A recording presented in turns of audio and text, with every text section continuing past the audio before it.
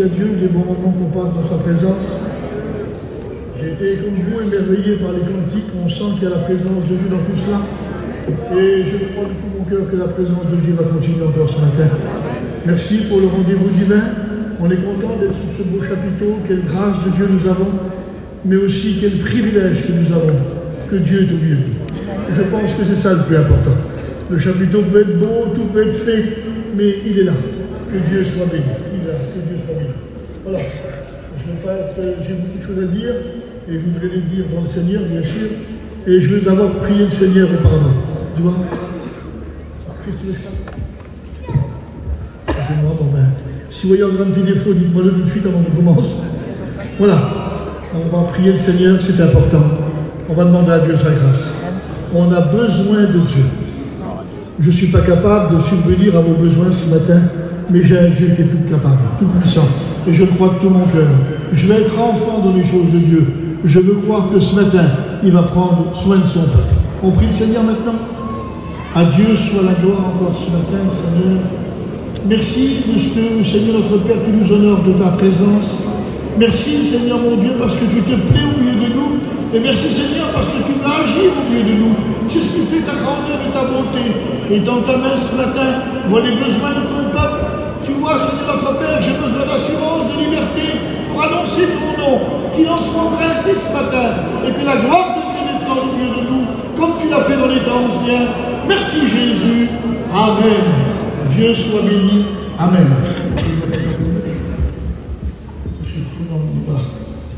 Je vous ma Bible, bien sûr. Comme toujours aux étudiants, on ne prêche pas sans la Bible, on n'est pas là pour l'expliquer. On est là pour parler de ce que Dieu a dit dans sa parole, et c'est ça qui est important. Donc nous sommes en train de vivre ce que nos anciens ont vécu il y a très longtemps de cela. Écoutez bien, je vous le lis. C'est dans le 2 Rois, chapitre 6, et au verset 1er.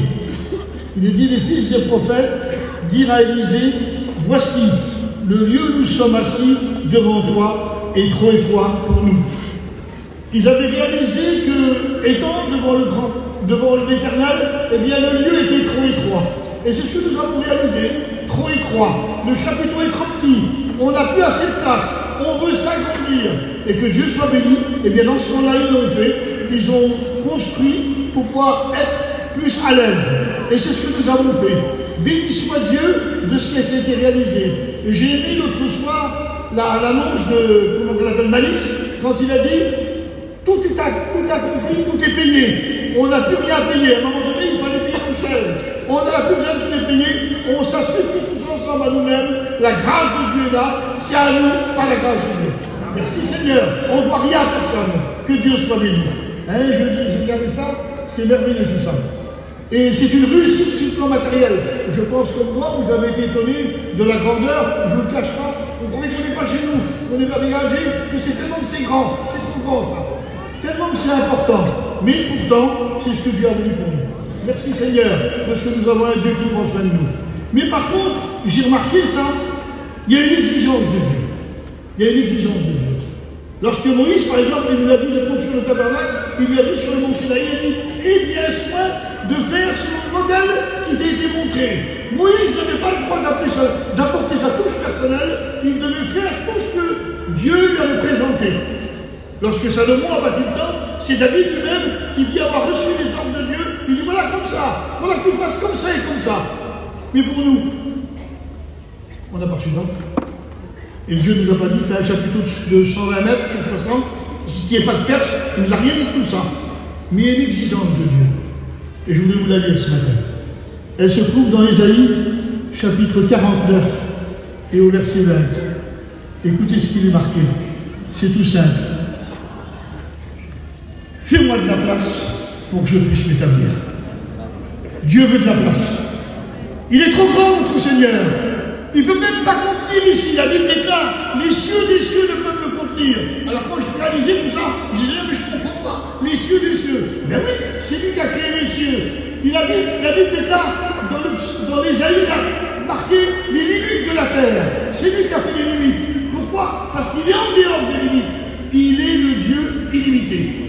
Alors, il y a quelques temps de cela, je roulais comme ça, et j'ai passé devant un cinéma, et j'ai vu l'affiche d'un film. C'était marqué « Chérie, j'ai rétréci les gosses ». Je voudrais vous dire une chose, vous ne voudrez pas apprécier Dieu ce matin. Je veux le garder dans toute sa grandeur, dans toute sa puissance, dans tout son amour, dans toute sa grâce. On a besoin de garder le Dieu tel qu'il est dans la parole de Dieu, et c'est ce que nous avons besoin ce matin. Je pense que vous l'avez compris, on a besoin de ça.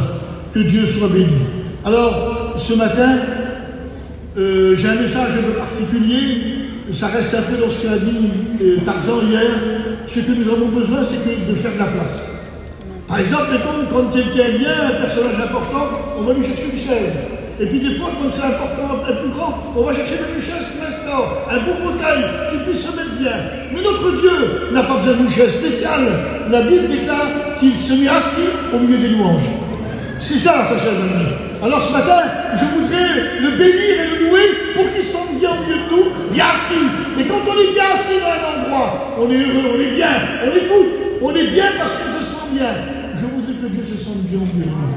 Et pour se sentir bien, ne cherchez pas ici à jouer des louanges. Que Dieu nous aide dans sa grâce à comprendre notre Dieu tel qu'il est. Notre Dieu est grand, mes frères et sœurs. Il n'y a rien qui peut l'arrêter. Il n'y a rien qui peut faire. Et je pense que dans ce chapiteau, c'est vrai que le chapiteau est beau, c'est une merveille, mais il faut qu'il y ait le grand Dieu en dessous. C'est le grand Dieu en dessous qui soit nous. Le chapiteau ne nous apportera rien. Ne faisons pas comme dans le monde, voulons se prendre un petit bout de chapiteau. J'ai vu l'autre jour, il y a eu le ruban qui a été. Il y a des personnes qui sont venues pour faire signer Isaïe le ruban. Mais c'est un bout de plastique. Nous, on ne veut pas du plastique, on veut le grand Dieu. C'est le grand Dieu qu'on veut. Il n'y a que lui qui comprend nos cœurs. Et ce matin, je pense qu'il va le faire avec facilité, parce que c'est son désir à lui. Alors je regarde un petit peu, je ne vous cache pas, le message se ressemble un petit peu, moi.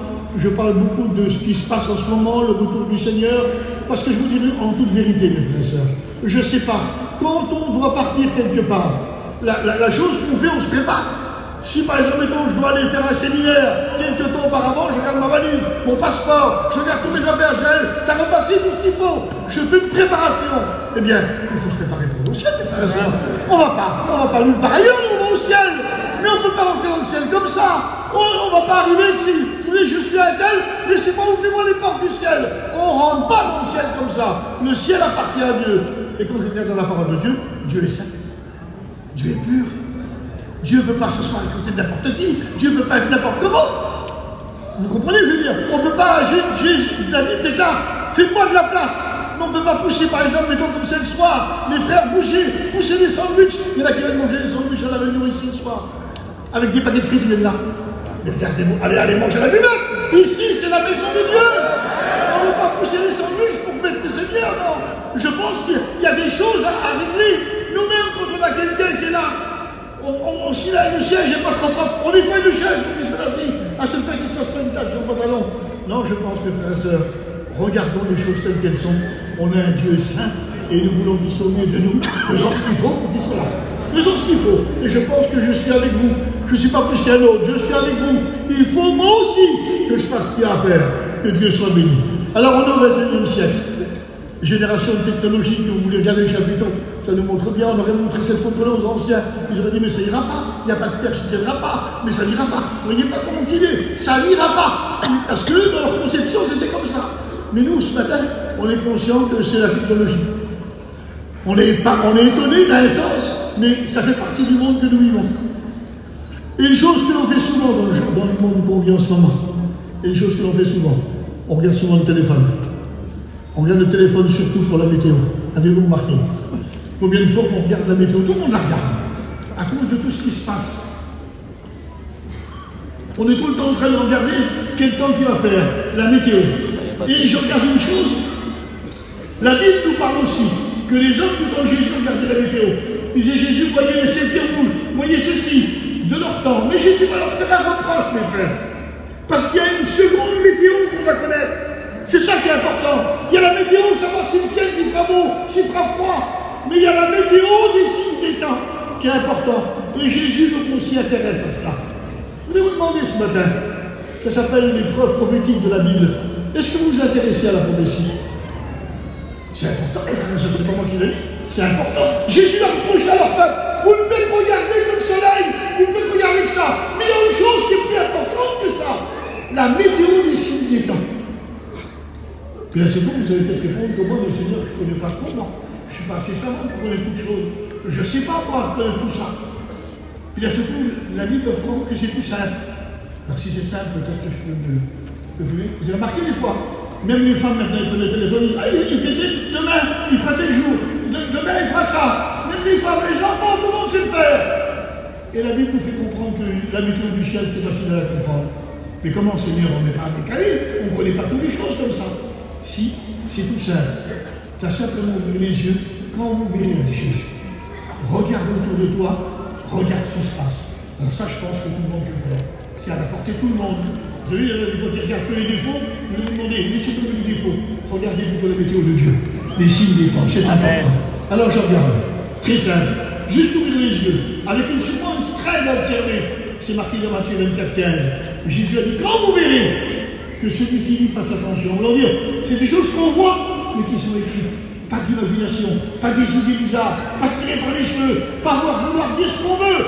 Il faut faire dire ce que la Bible veut dire. Et c'est ça qui est important.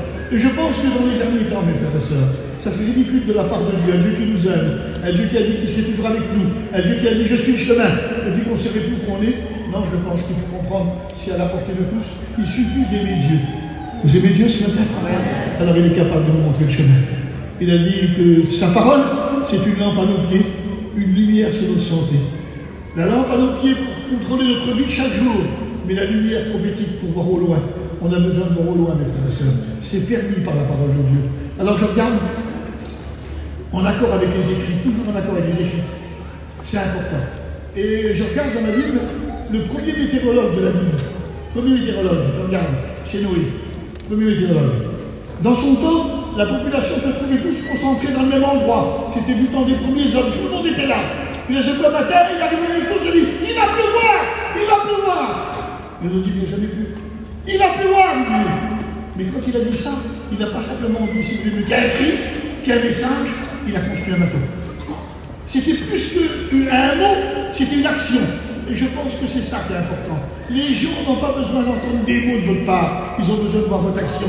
Si vous attendez le Seigneur, ça se voit, mes frères et sœurs. Mais si vous êtes toujours en train de courir dans le monde partout, ça se voit que vous ne l'attendez pas. Mais quand on l'attend, mes frères et sœurs, on s'occupe de celui qui est en face, on s'occupe de celui qui a besoin. On est attentionné, mes frères et sœurs, parce que c'est trop important.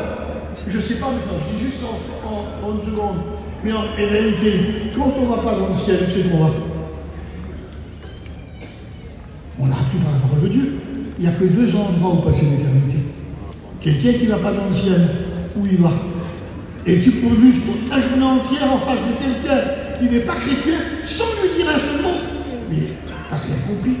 Je pense que nous devons être des messagers, des témoins, des porteurs de la parole de Dieu. C'est tout simple. S'il faut déconner toute la vie pour rendre témoignage, eh bien, Dieu n'aurait pas choisi les apôtres, n'aurait pas choisi les hommes parmi nous. Mais quand nos premiers prédicateurs ne connaissaient rien, ni connaissaient le principal, ils connaissaient Jésus, et Jésus les a poussés à annoncer le message de Dieu. Et c'est pour ça que vous êtes là ce matin, à cause de ces hommes-là qui ont été des garants pour le Seigneur. Que Dieu soit béni. Alors il s'est écrit, il va pleuvoir, et il a construit le bateau. Et attention, il n'y a pas plu tout de suite. Il a fallu peut-être attendre presque 100 ans, 90 ou 100 ans avant qu'il tombe de l'eau. Il n'y a pas plu tout de suite. Et je regarde ça. Et Dieu n'a pas fait ça d'un coup de tête, mes frères et sœurs. On va dire, ça y est, je vais faire pleuvoir, c'est fini. Non, au contraire, il a envoyé un berger, Noé. Il a fait de lui un constructeur de bateau. Et ensuite, après, il a fait un prédicateur qui avertissait les autres de ce qui allait se passer. Un message de Dieu pour ceux qui étaient autour d'eux. Et c'est ce que nous sommes, mes frères et sœurs. Nous sommes des sentinelles dans les choses de Dieu. On a besoin d'avertir. Mais je ne sais pas bien parler. On ne te demande pas d'être un homme extraordinaire ou une femme extraordinaire. On te demande de rendre témoignage de Jésus. Et lui, avec ce que tu diras, il travaille le cœur. Que Dieu soit béni. Alors, avant d'aller plus loin, j'ai marqué simplement ça. Laissons le Christ. C'est un peu différent ce que je vais vous dire là. Mais ça fait partie de la parole de Dieu. Laissons le Christ nous avertir au niveau du diable. De nos jours d'aujourd'hui, la chrétienté ne fait plus trop attention au niveau du diable. On voit le diable mais simplement dans un procédé. Mais normalement, lorsque vous lisez la parole de Dieu, prenez le livre de l'Apocalypse, vous trouverez que le diable, vous le voyez dans les derniers chapitres, il est noté, il est encore là, il est encore là. Toutes les générations passées, il est toujours là. Alors vous pouvez vous en parler ce matin. Comment? C'est pas mieux de parler de Jésus, non, il faut parler de notre ennemi, mes frères et sœurs. Parce que si on ignore notre ennemi, on est en danger. Et on a besoin de savoir un petit peu. Jésus a dit, que vous voulez, c'est Jésus qui l'a dit, sorti de sa bouche. Il a dit, il est le prince de ce monde. Comment ça, tu ne te trompes pas, ça? Non, non, non, c'est le prince de ce monde. Comment? Le monde où on vit, le monde où on est, oui, oui, il est le prince. Ce serait possible, Seigneur. C'est quoi un prince? C'est quelqu'un qui a un titre, c'est quelqu'un qui a l'autorité, et c'est des gens qui le suivent. Eh bien, le monde est en train de suivre le malin par rapport à sa volonté, à son message. Alors, je regarde, la parole de Dieu déclare, c'est l'apôtre Jean qui dit ça, écoutez bien les mots qu'il dit. Il dit, le monde entier, vous suivez bien, hein, le monde entier est sous la puissance du malin. Comment ça, c'est bien? Le monde entier, c'est quoi le monde entier? C'est les savants, c'est les dirigeants, c'est les hommes d'État, c'est l'armée, c'est tout ça. Le monde entier est sous la puissance du malin. Je ne pense pas que... Est-ce qu'on va comprendre que c'est une exagération? Ou une idée comme ça bizarre? Je pense que l'apôtre Jean est conduit par le Saint-Esprit. C'est marqué que le monde entier est sous la puissance du malin. Il faudrait qu'on se rappelle ce matin. Il faudrait qu'on sache ces choses-là. Et à partir de ce moment-là, on a une façon de voir les choses. J'aime bien David, un homme de Dieu remarquable. Quand il est allé combattre Goliath, et quand il a couru sur son champ de bataille, et bien tout de suite, la même chose qu'il a fait, il dit, tu viens avec moi, avec l'épée, la lance et le javelot. Il avait tout de suite les armes que son ennemi avait. On a besoin de savoir les armes que notre ennemi a contre nous. On a besoin de savoir ça. C'est trop bête d'être ignorant. Trop bête. Nous ne voulons pas être bêtes. On a trouvé la vérité, on a trouvé la lumière, on a trouvé la puissance. Nous voulons demeurer du côté de Dieu en regardant ce qui est marqué. Alors, ce n'est pas une exagération, c'est la vérité. Le monde entier est sous la puissance du malin. Je regarde la parole de Dieu. Paul dira de lui, il est le prince du monde des ténèbres. Le monde des ténèbres, pourquoi je veux la lumière partout? Il est le prince de la lumière, du monde des ténèbres. Je regarde dans la parole de Dieu, et Paul dira ça. Et puis j'ai noté ça. Ne le prenez pas pour un personnage ridicule ou jugez quelqu'un sans importance. Il est formé comme la religion l'a présenté. La religion l'a présenté, si vous êtes comme un personnage qui était homme et animal en même temps, qui avait des cornes, un poil, qui était tout rouge, avec une barbe et des sabots. Ils nous l'ont présenté comme ça. C'est comme ça que la religion l'a présenté au monde. Mais comment la Bible nous présente? Comment la Bible nous présente? Regardez nos différences. C'est ça qui est important. Regardez par exemple simplement, nous parlons beaucoup de l'Antichrist dans les moments où on vit, parce que normalement lorsque l'Église sera enlevée, il y a un personnage qui viendra, il est en préparation en ce moment. Le monde entier l'attend, ce gouvernement mondial qui sera dirigé par un personnage qui s'appellera l'Antichrist. Eh bien lui-même, l'Antichrist lui-même, ne peut rien faire lui-même. C'est marqué dans la Bible. Comment un personnage ne peut rien faire lui-même.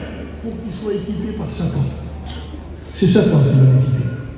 On est compte la puissance de Satan. Il va l'équiper, lui. Il va lui donner son trône, sa puissance et sa grande autorité. Il va tout lui donner à celui qui puisse diriger le monde. L'Antichrist ne peut pas diriger le monde par lui-même. Il faut que Satan soit avec lui. Mes frères et sœurs, je ne raconte pas des contes de fées ce matin. Je vous raconte ce que c'est l'avenir. L'avenir qui vient. L'avenir qui vient. Et nous, ce n'est pas notre avenir. Notre avenir, c'est le ciel. Mais c'est ce qui va se passer sur la terre. On est obligé de savoir toutes ces choses. Alors je regarde. Il est présenté par la religion comme ça.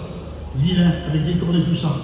Mais de nos jours, j'ai noté ça, mes frères et sœurs. Écoutez bien, de nos jours, où tout le monde, écoutez bien les mots, ils sont simples, est attiré par la mode, par ce qui est beau et par le luxe.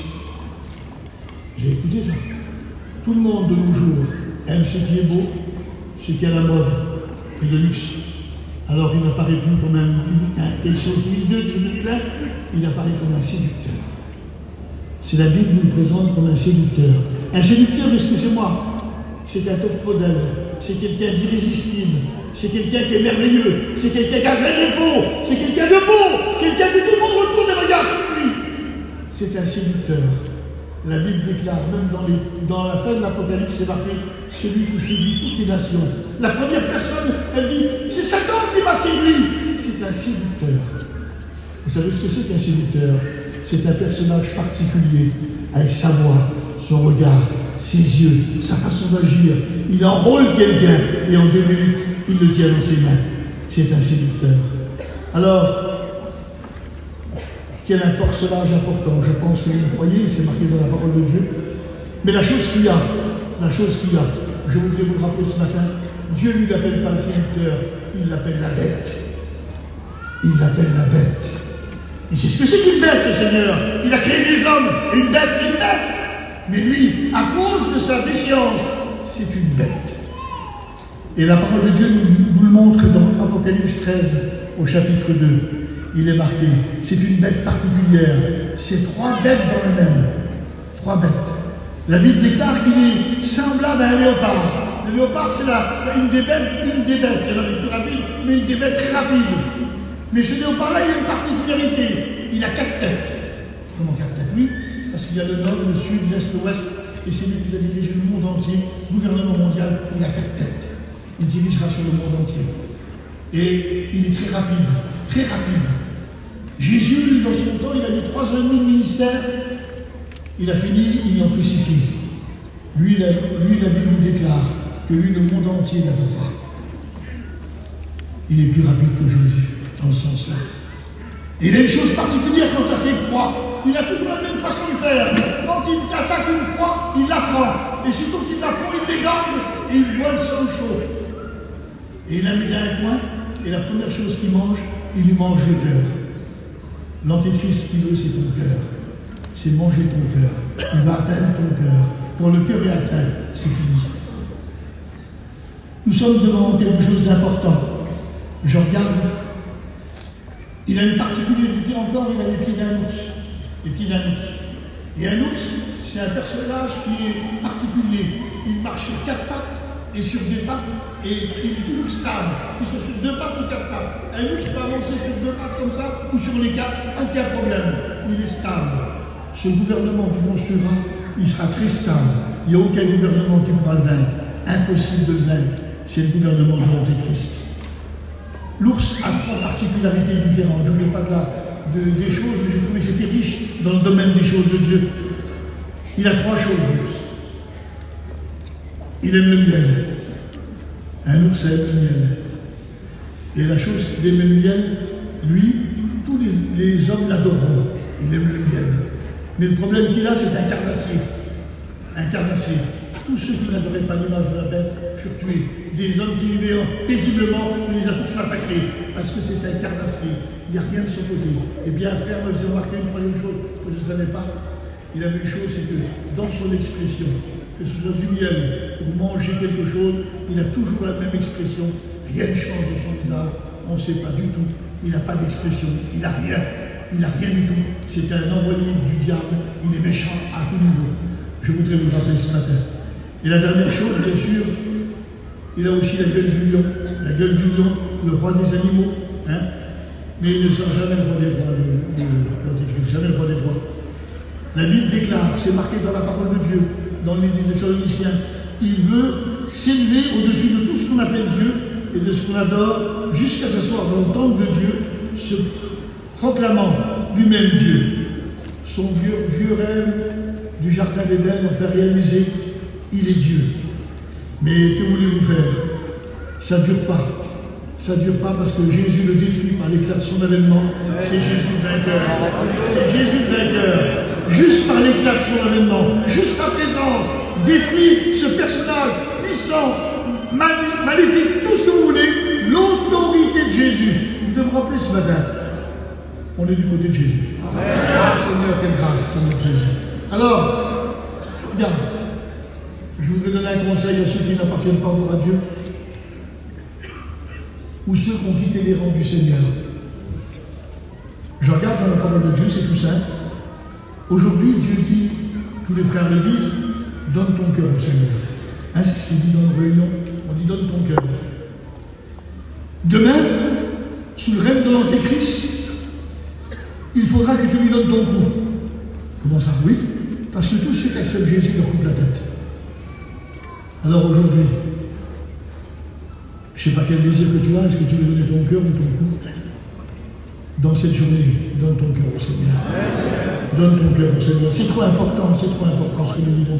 Alors, dans le Nouveau Testament, il y a aussi un autre homme qui s'occupe du temps, un météorologue, c'est l'apôtre Paul.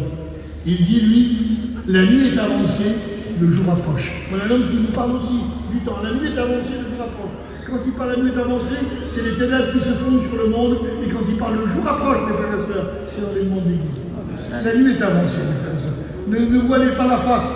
Nous sommes dans un siècle, tout est moderne, tout est beau, les autos, tout ça. Mais ne regardez pas ça, regardez la Bible. Il y a des prophéties qui nous rappellent que notre Seigneur il revient. Et il reviendra, on ne s'y attend pas. Je veux être prêt, moi. Je veux être prêt. Et vous voulez-vous être prêt? C'est important, mes frères et sœurs. Nous ne vivons pas, on ne vit pas dans un rêve, on vit dans la réalité. C'est comme ça. Alors je regarde. Et puis là, ce coup, dans le livre de Job, il dépeint ce monde où on est. Écoutez bien les mots qu'il va dire. Il dit, c'est un pays d'une obscurité profonde. Le Seigneur, on n'a jamais eu tant de lumière. Dans le temps, je me rappelle, quand on était jeunes, des petits villages, des femmes, des villages, on ne voyait rien. Surtout qu'il était un peu 10 heures, tout se coupait. On était en noir complètement. Et d'aujourd'hui, même les autoroutes, tout est en lumière. Oui, mais c'est la lumière créée par les hommes. Tandis que le diable, il a créé des ténèbres. Et là, ce coup, je regarde, la parole de Dieu déclare obscurité profonde où règne l'ombre de la mort. Comme quelqu'un n'est pas en Jésus, mes frères et sœurs, je suis désolé de parler comme ça, mais il y a l'ombre de la mort qui plane sur lui. Il y a la mort qui plane sur quelqu'un. On est obligé de venir vers la vie. Ce matin, je t'invite, viens vers la vie, c'est trop important. Alors, pourquoi ça? Dans ce monde-là, il y a la confusion. La confusion. Et dans nos jours d'aujourd'hui, il y a vraiment la confusion. Il y a des jours de mélange, mes frères et sœurs. La confusion, c'est le mélange. Et nous sommes dans un temps de mélange. Dans le monde où on vit, c'est simple ce que je vous dis, et vous le savez, mais je voudrais qu'on puisse se réaliser vraiment devant le Seigneur. Dans le monde où on vit, le bien s'appelle mal et le mal bien. Et le mal problème. Les ténèbres s'appellent lumière et la lumière s'appelle ténèbres. C'est le langage du monde d'aujourd'hui. Et je ne voudrais pas que nous, en tant que chrétiens, qu'on ait ce langage-là. Il ne faut pas qu'on ait ce langage-là. Alors je pense, ce matin, nous voulons appeler les choses comme Dieu les appelle. Est-ce que vous comprenez, mon frère? Quand Dieu dit bien, on doit dire bien. Quand Dieu dit mal, on doit dire mal aussi. Disons-le, on n'est pas les meilleurs. Seigneur, tu vois, je sais que c'est bien, mais j'arrive pas. Mais je confesse que c'est bien. Et là, tu es un vainqueur. Tu es un vainqueur. On n'est pas arrivé au top, mes frères et sœurs. Mais nous tendons vers ce qui est parfait. Quelle différence. Alors, nous sommes dans un monde particulier, un monde de découverte, un monde de technologie. C'est extraordinaire. Il n'y a rien de nouveau aussi dessus. C'est sans cesse en nouveauté. Et nous sommes un peuple qui aimons les nouveautés. Ça rentre beaucoup chez nous, les nouveautés. Alors je regarde, qu'est-ce qui nous présente le monde? Je regarde, qu'est-ce qui nous présente? Nous sommes en ce moment dans un monde qui est rempli de, j'ai marqué les noms, rempli d'universités, de collèges, de professeurs, de savants, Internet, tablette sur le monde. Ils sont au top. Mais qu'est-ce qui nous présente? Qu'est-ce qui nous présente?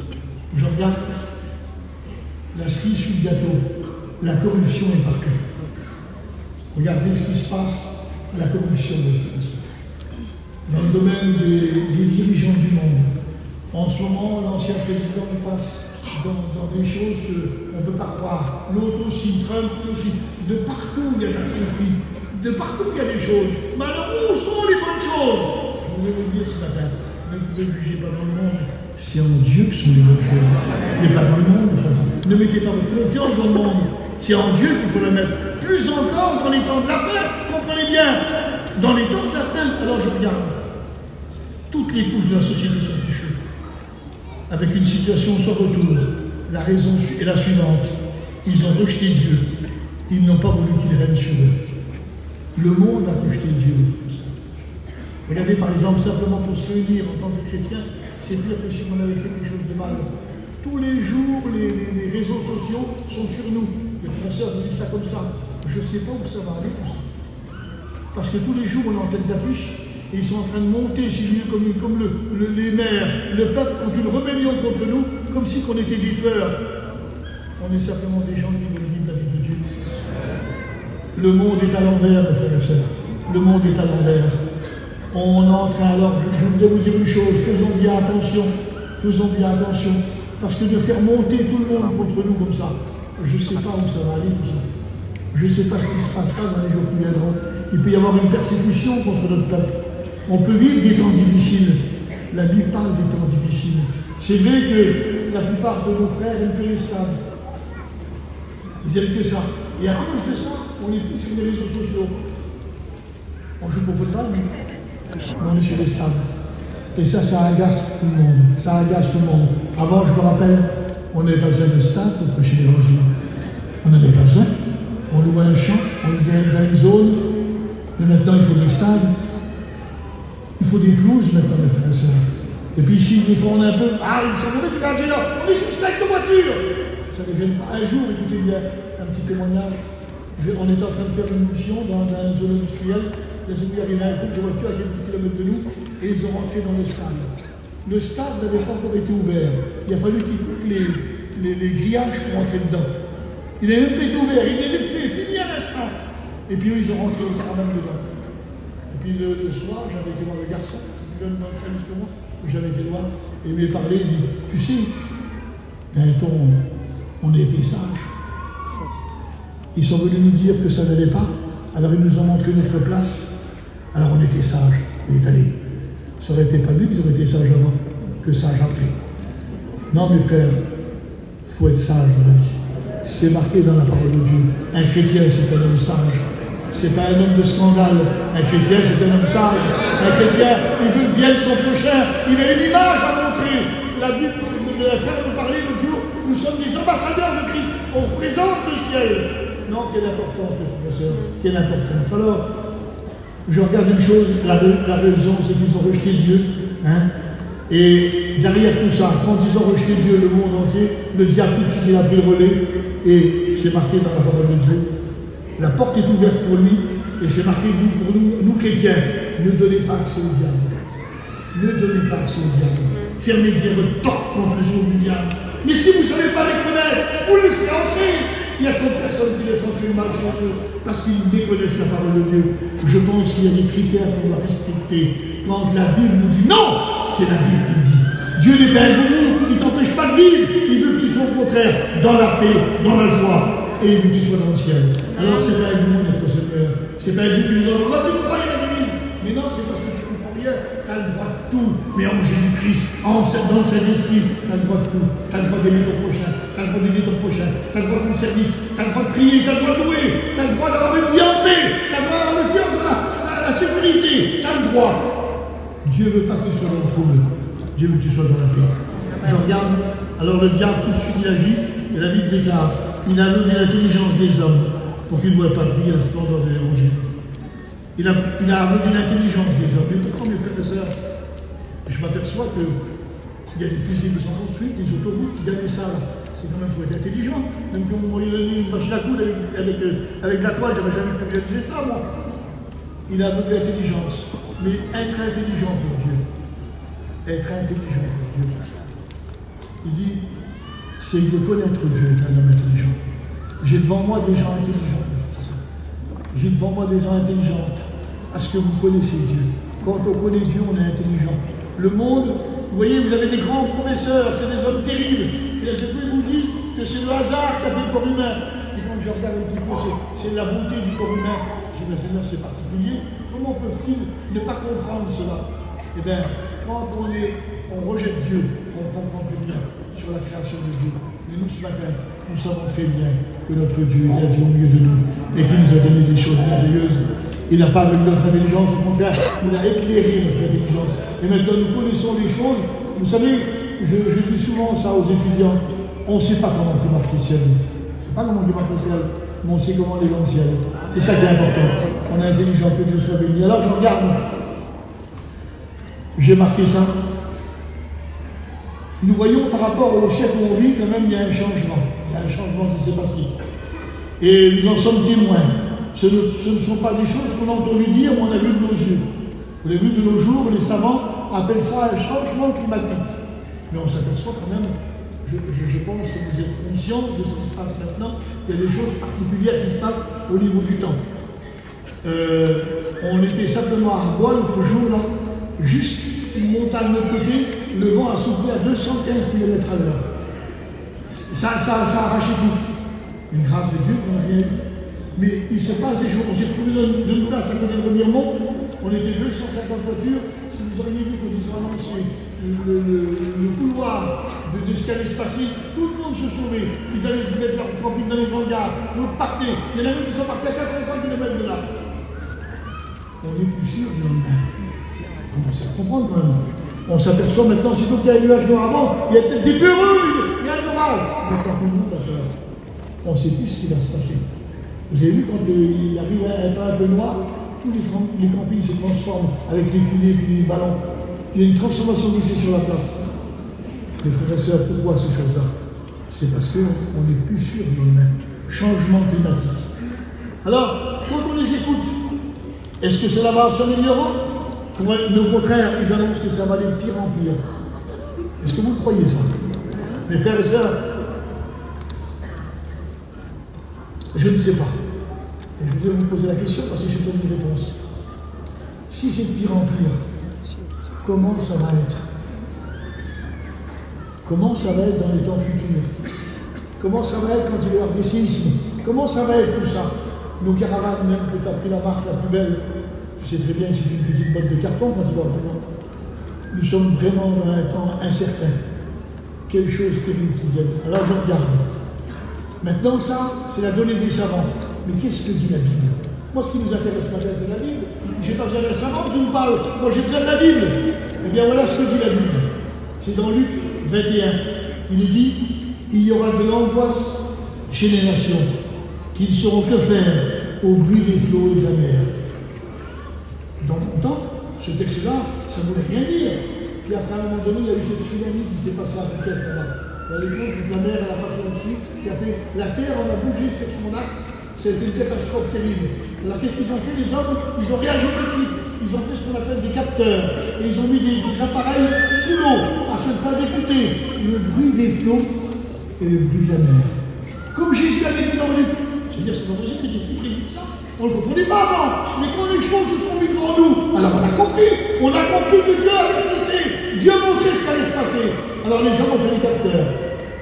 Mais là, ce coup, écoutez, je ne vais pas faire peur à quelqu'un, mais je vais quand même vous dire la Bible. Bien sûr, c'est important. Je continue le texte, parce que le texte continue. Et le texte déclare. J'ai marqué, y aura-t-il une amélioration, un enraillement? La Bible déclare, les hommes rendent l'âme de terreur dans l'attente de ce qui surviendra pour la terre. Mes frères, vous l'avez lu, c'est marqué dans Luc 21. Ils seront dans la panique de l'attente. L'attente, ça veut dire, on ne sait pas quand ça va arriver, on ne sait pas ce qui va se passer.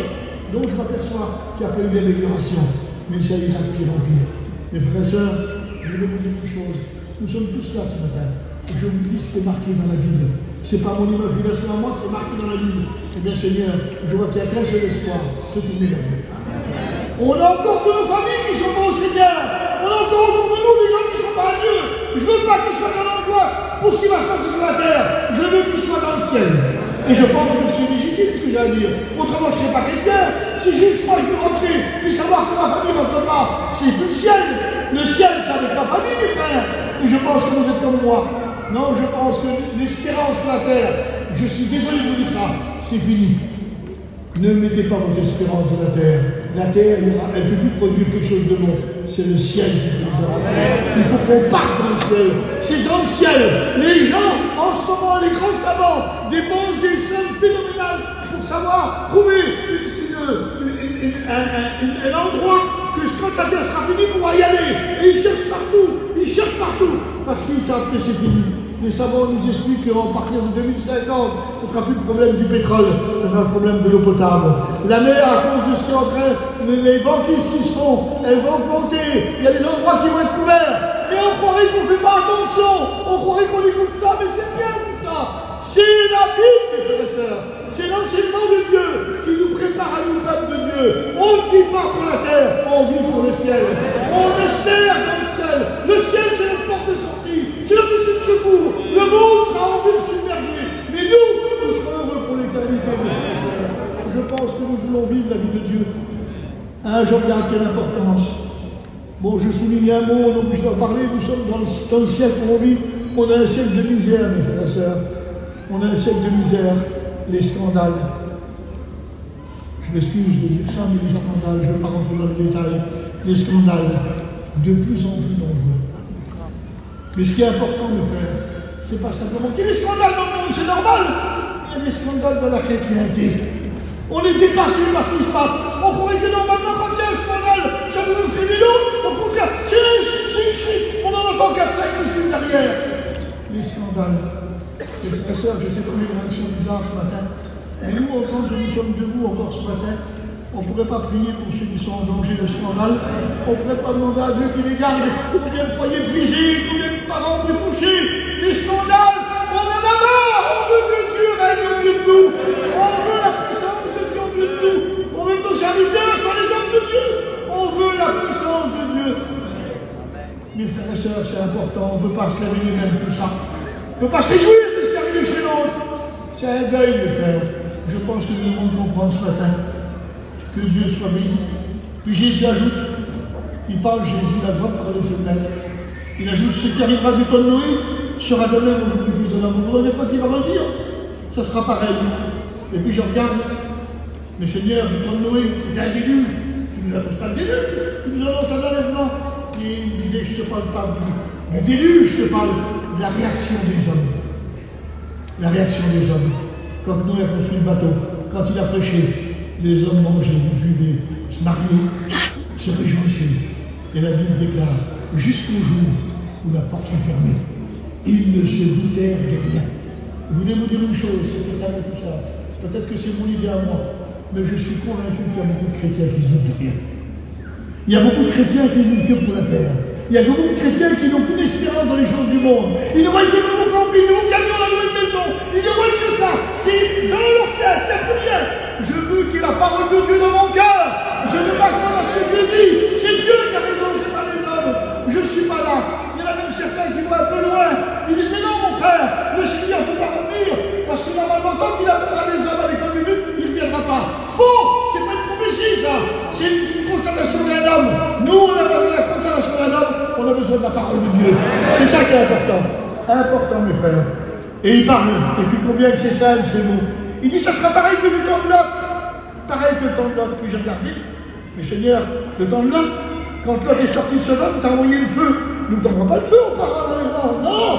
Mais c'est la réaction des hommes. Comment ça? Oui, j'ai noté.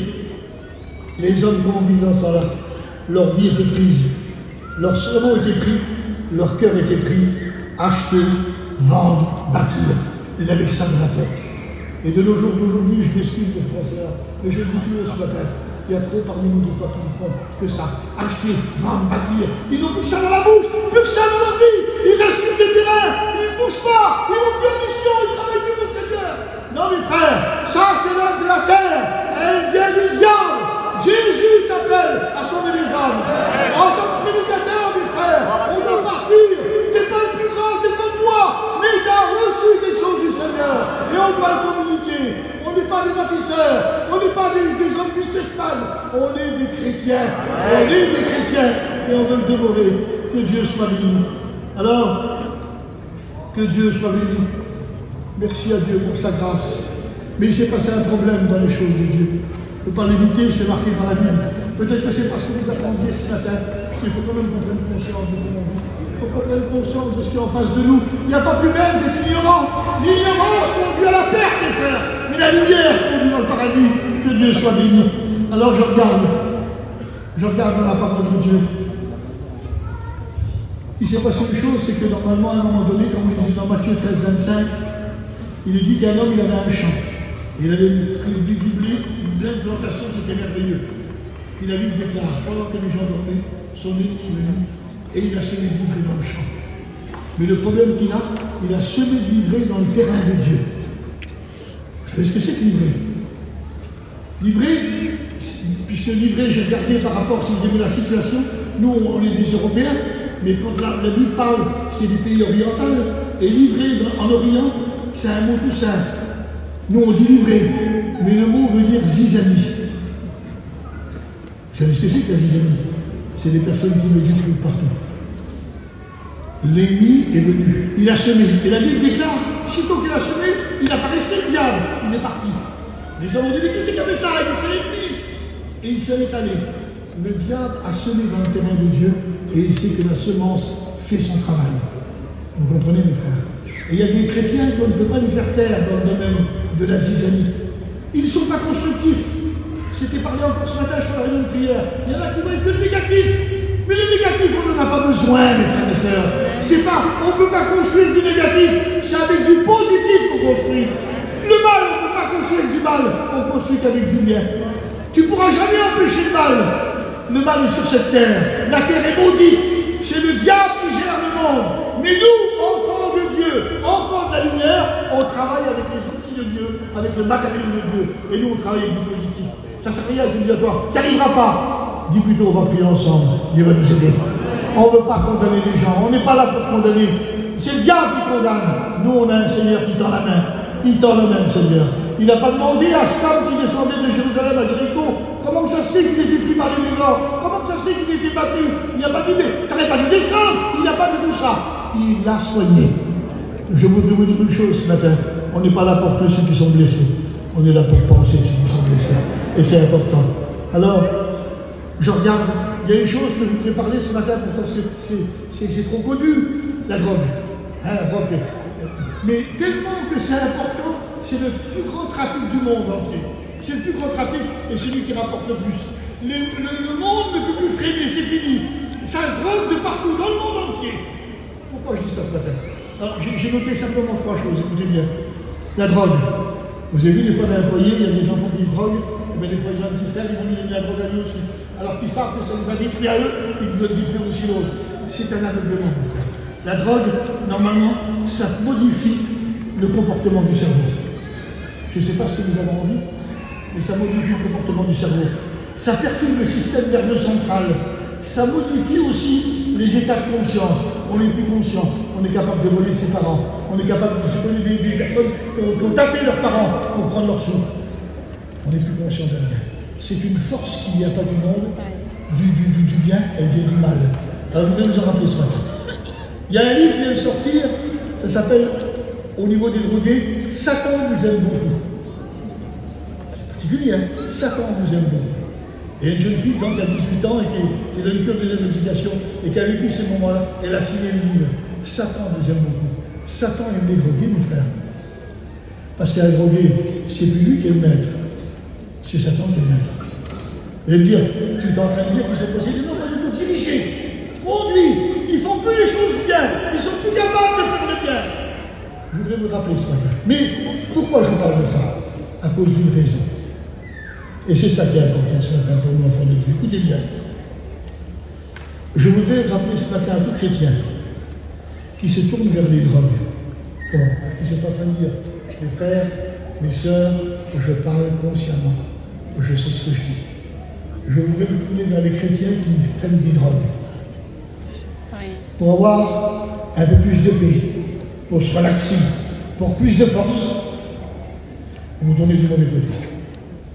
Écoutez bien ce frère. Vous tournez du mauvais côté. Tournez-vous du côté du Saint-Esprit. Un chrétien qui se tourne vers les drogues, c'est un chrétien qui n'est pas assez rempli de l'esprit. Écoutez bien. Un chrétien dit nouveau possède tous les attributs. Il a tout en lui. La force. Il est relaxé. Il a la paix. Il a la joie. Il a tout. Il n'a pas besoin de prendre quelque chose. C'est naturel. Il vit sa vie naturelle. Alors ce matin, je vais te dire une chose. Prends conscience de ta situation. Je m'adresse à l'auditoire. Je ne suis pas un prophète, mais je sais qu'il y en a certains qui s'adonnent à des petites drogues douces. Mais le diable, il est doux. Il aime le miel. Alors écoutez bien, ne prenez conscience de cette situation. Le maître vous attend pour vous remplir en ce qui vous manque. Je m'excuse, vous êtes en manque. Mais pas en manque de drogue, en manque d'esprit. Alors écoutez bien, c'est tout simple. Dans le jardin d'Éden, il est venu proposer à Ève le fruit défendu. Et on imagine avec la pomme.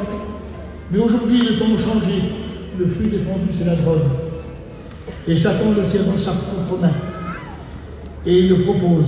C'est un fruit de Satan. Que le Seigneur, ce matin, bénisse ceux qui se sont tournés un petit peu. Vous direz, mais Michel, tu vas trop loin. Non, je ne vais pas trop loin. Il y a des chrétiens qui se droguent. Et le vrai problème. Je voudrais vous en rappeler ce matin. Alors, regardons bien les choses simplement. Notre réveil, à nous, il a commencé par la famille du vide, que vous voulez ou non, c'est comme ça. Alors, j'ai noté ça. Dieu sait ce qu'il fait. Il sait quelle porte frapper. Et à quel cœur parler. On n'a pas besoin de lui donner des leçons. C'est le Dieu suprême. C'est pas un gourou, mes frères. C'est un Dieu qui nous montre bien. C'est vrai que c'est marqué dans le psaume, Dieu est dans le ciel, il fait ce qu'il veut. Mais mes frères, ne le prenez pas pour un bizarre. Il a donné son Fils pour nous sauver. Donc, dans sa volonté, il y a tout de l'amour et de la grâce. Alors, je regarde. Lorsqu'il est venu, alors, comprenez bien mes paroles, que ce ne soit pas dénaturé ce que je suis en train de dire. Lorsqu'ils sont venus, je parle de la famille du vide, ils sont venus avec la paille et les chevaux. Vie de simplicité, honorable devant Dieu, choisi par Dieu. Quand je parle de la paille et des chevaux, c'est simplement pour vous donner une image. Hein? Mais plus tard, écoutez bien mes frères et sœurs, plus tard, lorsque les gens qui vivaient plus avec le train de ce monde sont venus à l'évangile, alors ils sont venus avec les apéritifs et les repas. Ce public avec la simplicité. Et c'est à partir de ce moment-là, que dans notre mission, il y a eu pas mal, après tout le monde, les apéritifs, les repas. Je regarde dans la parole de Dieu. Ce n'est pas une nouvelle mode de vie, mais l'évangile, c'est un changement de vie. Quand il n'y a pas de changement de vie à la base, tu as beau être ce que tu veux. Si tu viens vers moi et que tu parles tout le temps de ta vie passée, c'est parce que tu n'as pas encore reçu le Seigneur. Mais notre vie passée, normalement, c'est une honte pour nous. C'est à cause de ça que Jésus est mort. Moi, je ne suis pas venu pour vous expliquer ma vie passée, je suis venu pour vous expliquer ma vie nouvelle. Il m'a changé, que Dieu soit béni. Et c'est pour ça que je prêche, parce qu'il m'a changé. J'aurais pas pu prêcher avant. J'étais pas capable, ni digne. Mais maintenant, il m'a changé. Et je prêche avec la vie nouvelle. Que Dieu soit béni. Alors, je regarde. Ce n'est pas une nouvelle vie, une mode de vie parmi notre peuple. Mission, convention. Non, a dit Jésus. Vous êtes dans le monde, mais vous ne faites plus partie du monde. Il semblerait que ce texte n'a plus de valeur au monde. Est-ce que vous l'avez déjà calculé, ça, le texte-là, mes frères et sœurs? Vous êtes dans le monde. On n'a pas été encore enlevé. On n'est pas encore au paradis. Mais il a dit, vous n'en faites plus partie. Mes frères et sœurs, je dois vous dire une chose. Prouvez-moi que vous ne faites plus partie du monde. L'autre jour, j'étais encore dans un endroit, j'entendais que les jeunes chrétiens et comment on appelle, étudiants, ils allaient au cinéma. Je suis dans la joie quand on dit « Alors, la maison de l'Éternel !»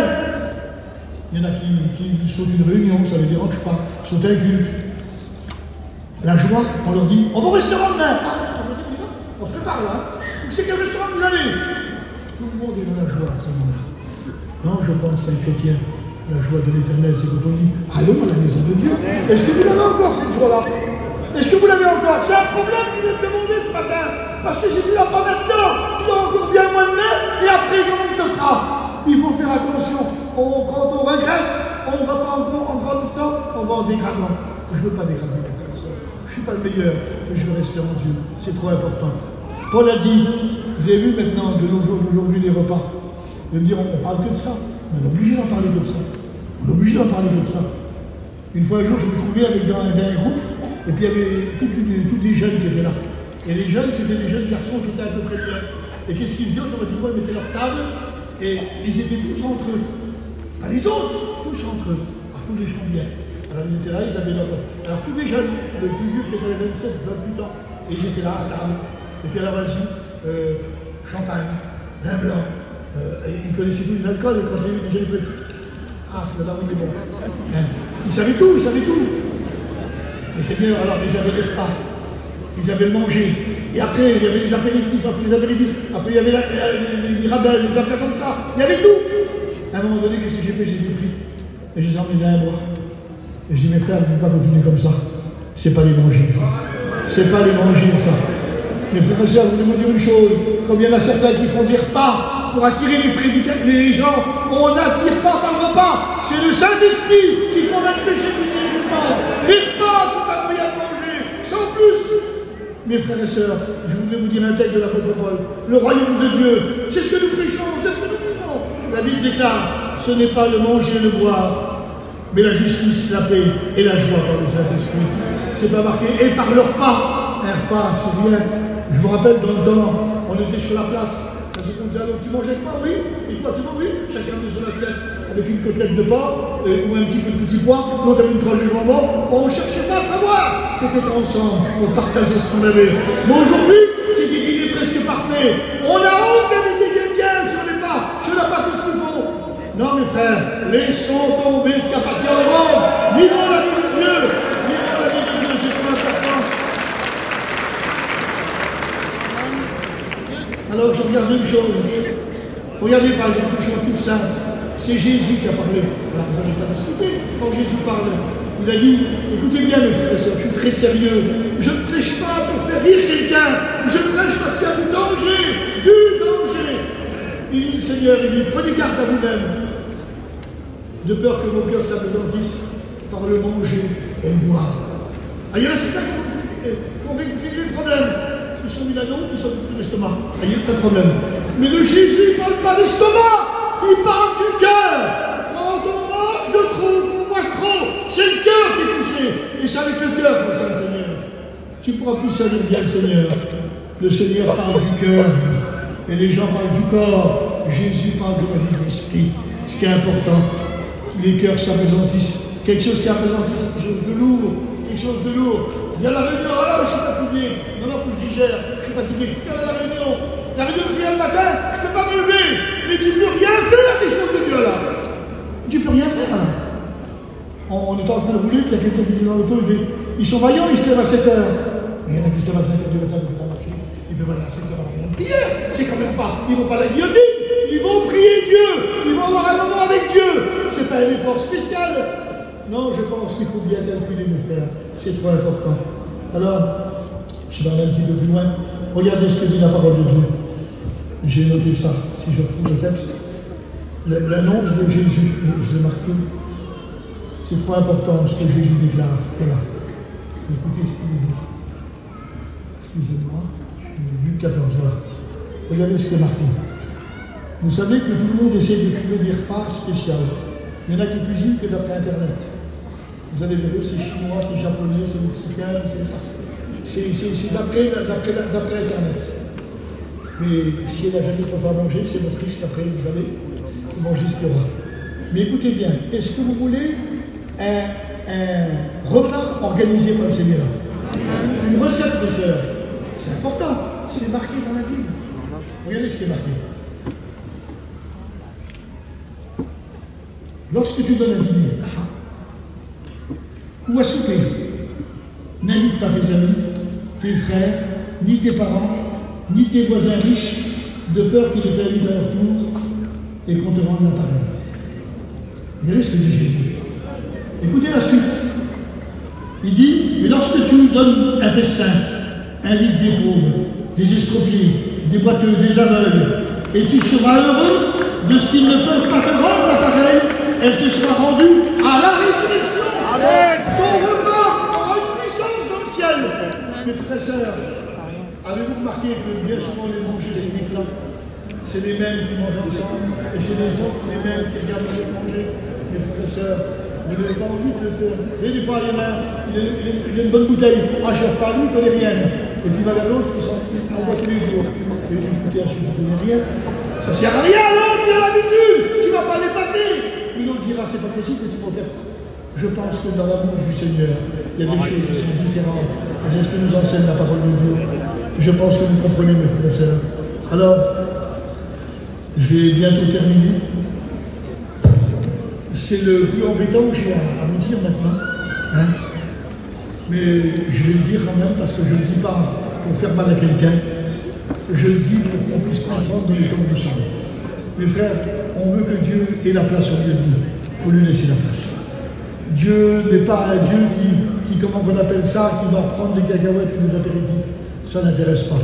Ce qu'il veut, c'est ta prière, ton cœur, tout simplement. Je pense que nous devons le comprendre. Et puis, en 75, non, 70.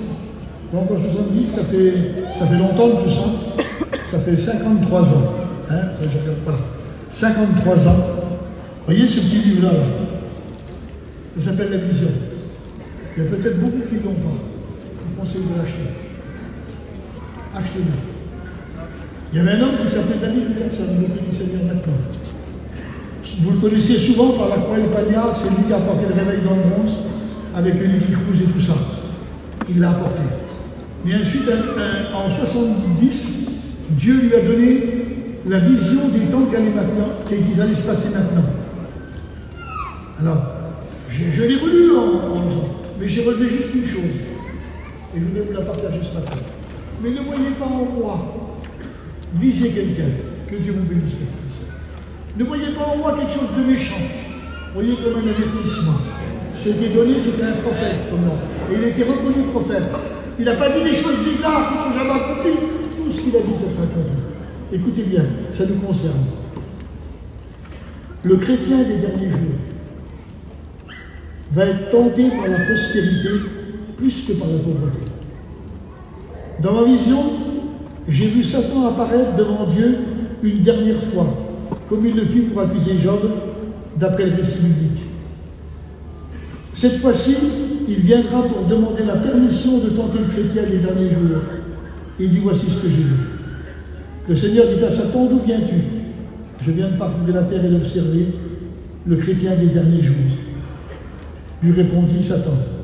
Et le Seigneur dit à Satan, as-tu remarqué ces chrétiens des derniers jours, comme ils sont consacrés, justes, craignant Dieu, aimant Christ, et comme ils s'efforcent de fuir tes complots pervers?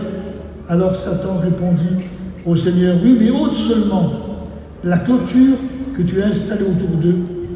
Job ne t'a pas abandonné dans sa pauvreté, mais augmente un peu les richesses de ces derniers chrétiens. Bénis-les jusque tout ce que Job a possédé, et tu verras ensuite ce qui arrivera. Rends tous ces derniers chrétiens aussi riches que Job. Bâtis-leur de nouvelles maisons de rêve. Donne-leur de belles voitures, de même que tout l'argent et le bien-être des désirs. Rassasie-les de nourriture, de beaux vêtements, de propriétés, de bateaux, de possibilités de voyage autour du monde. Puis regarde ce qui arrivera à tes derniers chrétiens. Quand ils seront devenus prospères, riches, ils seront comblés de tout et ils n'auront besoin de rien. Alors ils t'abandonneront pour ne plus s'occuper que tu t'occupes de leur vie. Je vois des voitures, des vêtements, des motos, de toutes sortes de biens matériels constitués pour les chrétiens un obstacle plus grand que celui de la drogue, de l'impureté et de l'alcool. Je vois des milliers de chrétiens obsédés par des choses purement matérielles. Ils sont si bien enveloppés dans le matérialisme qu'ils deviennent tièdes, aveugles, faibles, spirituellement non. Cependant, au milieu même de tout ce matérialisme et de cette abondance, ils sont malheureux et totalement insatisfaits. Voilà ce qu'a vu le prophète dans les derniers temps. Mes frères et sœurs, je suis un misérable si j'accuse quelqu'un ce matin. Mais en réalité, ce n'est pas ce qu'on voit. Ce n'est pas ce qui se passe aujourd'hui. On s'aperçoit qu'il y en a certains qui pourraient, simplement pour leur terrain, ne vont plus en mission. Tout simplement pour un endroit, ils n'y vont plus. Il n'y a que ça qui compte. Ils sont sûrs, je parle ça, vous savez, c'est marqué dans la Bible, dans les derniers temps. Jésus a dit à nous, vous êtes mes amis, il a dit. Gloire à Dieu, on est les amis de Jésus. Dans la Bible, c'est marqué, ils sont amis d'argent. Abraham était ami de Dieu. Je veux être ami de Dieu ce matin. Je veux renouer cette amitié. Je veux qu'elle règne dans mon cœur. Alors mes frères et sœurs, je pense que vous avez compris ce que je viens de lire là. Ce n'est pas pour faire mal à quelqu'un, mais c'est simplement pour rappeler les choses. Alors je termine juste avec un verset. Parce que moi je termine avec ça, écoutez bien. C'est encourageant, mes frères. On a vu un petit peu tout ce qui se passe dans le monde. Les prophéties qui s'accomplissent. Tout est en train de se faire. Un jour, je parlais de Jimmy dans le bureau, puis il disait, je ne comprends pas que ce n'est pas encore venu, parce que tout est accompli. Tout est accompli, mes frères. Tout est accompli, mes frères. La Bible déclare, il viendra au moment où on ne s'y attend pas. C'est marqué, ça. Nul ne sait ni le jour ni l'heure. Il y en a certains qui se cachent derrière ça. Mais oui, mais on connaît les moments, les temps, les prophéties sont comme ça. C'est des repères. Alors voilà ce que dit la parole de Dieu. C'est Jésus lui-même qui a parlé. Luc 21-28. Quand ces choses commenceront à arriver, redressez-vous, levez vos têtes, parce que notre délivrance approche. Les frères et sœurs, j'avais jamais fait attention jusqu'à maintenant. Parce que quand vous lisez un petit peu plus haut, c'est tout marqué, toutes les calamités qui vont tomber sur le monde. Mais le second à la fin dit, quand ces choses vont commencer à arriver, il n'a pas dit quand ces choses seront accomplies. les commencements arrivés. Nous sommes en train de voir le commencement de toutes ces choses. On les voit devant nous, on ouvre les yeux. Je ne sais pas comment vous voyez, mais je pense, mes frères et sœurs, nous sommes dans un monde très difficile. Le Seigneur revient bientôt. C'est mon seul mot que j'ai à vous dire. Préparons-nous. Il veut de la place. Pas simplement sous le chapiteau, dans ton cœur, dans ta vie. Prédicateur, dans ton ministère. Il veut de la place. C'est lui le vrai prédicateur. C'est pas toi. Toi, t'es un instrument. Faisons bien l'œuvre de Dieu. On prie le Seigneur maintenant. Que ton nom soit béni, Seigneur.